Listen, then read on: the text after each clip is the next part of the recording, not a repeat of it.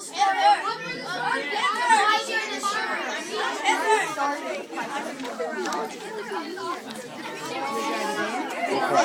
we have to go? Just wander around.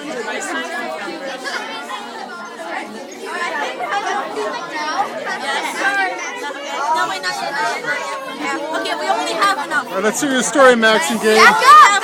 We're trying to tell a story. Okay, guys, we only have enough. Seriously, we're not telling it. We're telling it in this direction. Go. It doesn't matter. Max, just start. Okay, we only have enough. Alright, so this is a Louder.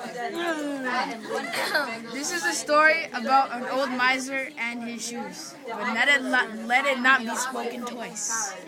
There once was a chemist from Cairo who was almost as famous for his wealth as he was for his meanness. They said of Abu Kasim that he was born with arms too short. They never did reach his pockets. He buried his money as though it would grow, in his deepest drawers as though it was perfume his clothes. But thanks to his miserliness, his clothes were not perfumed at all. Far from it. He patched the same shoes and bathed in his shirt rather than send it to the laundry. And his shoes were quite the sure sign of penny pinching. Soles were patched so often and so cheaply with leather strips and round-headed nails that his feet looked like two armadillos. On one particularly lovely day, Abu Kasim decides to take his yearly Turkish bath. Leaving his robe with the cashier and his shoes on the step, he allowed the masseuse to bathe him and wash him and soap him and perfume him. Abu Kasim came up almost spotless. In the meantime, a wealthy merchant, before the unloading of his camel, decided to refresh himself after a long and weary journey to a trip to the Turkish baths. And when he arrived, he saw Abu Kasim's shoes, and so did the cashier at the door. You will scare away your customers if you leave those distasteful shoes on the porch. I shall not share a bath with them. Put me in another. The Hammam agreed, ran outside, picked the shoes up with the long pole, and put them in a corner where no one could see them. Abu Kasim finished his bath and came out onto the porch, finding no shoes except the merchant's handsome silk and calfskin slippers. A miracle! Allah always knew that I intended to buy shoes just like these when I could afford them, and now he is worth the transformation. What a singular money! The shoes fitted him exactly, and he pattered off home. The merchant came out to find that his shoes were missing. His nose told him that Abu Kasim's stinky slippers were around the corner of the porch, and he quickly found them. Oh, that dirty dog.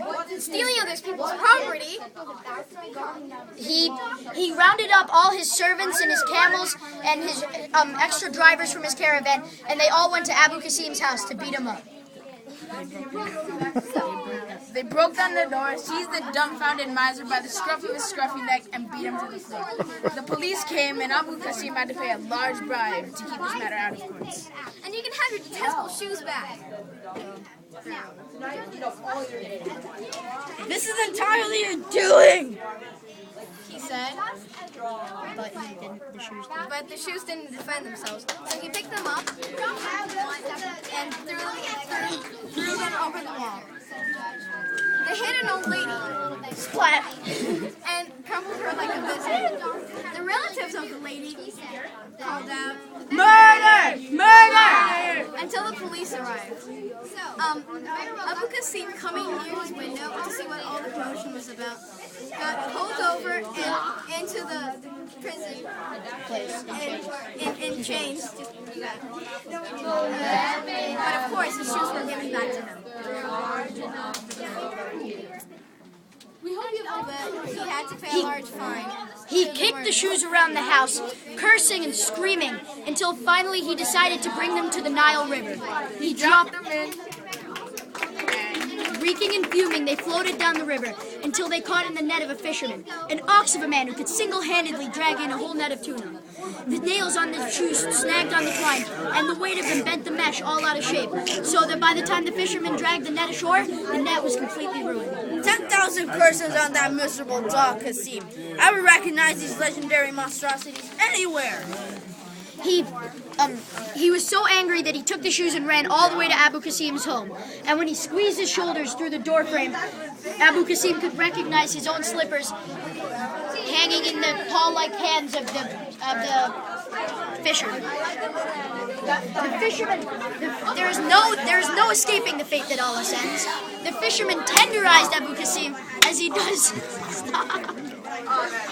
does octopus and squid upon the rocks of the Nile.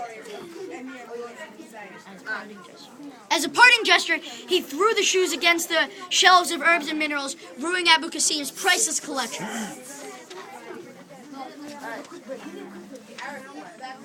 He walked many miles until wandering upon a canal.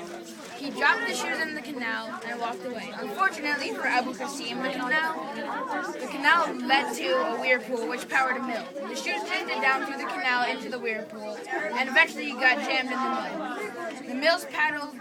It got jammed in the mill's paddle, shearing the gears and bringing the mill to a violent halt.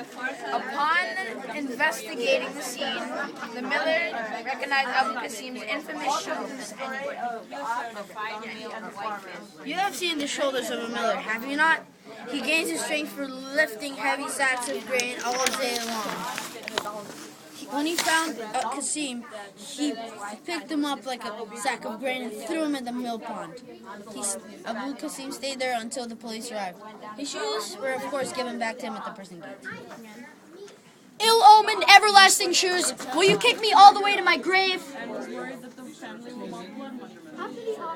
So he picked them up and ran all the way to High Court. Ill-omened, everlasting shoes, will you kick me all the way to my grave? Just keep going. Oh, I get it. In front of the judges, he exclaimed, I will have nothing else to do with these shoes. Abu Kasim no longer owns any shoes. He no longer owns any money, but what of that? Please, your honors, I beg of you, do not hold me responsible for any misdeeds these shoes commit in future. He dropped his shoes and ran barefoot all the way home. While Cuddy and his church and his jury laughed so much they fell off their bench. So he went and got the bat and started swinging it. He hit the back. The moral of this story is not to be stingy with your money. Because bad things will happen to you. Bad things. Thank you. Yay!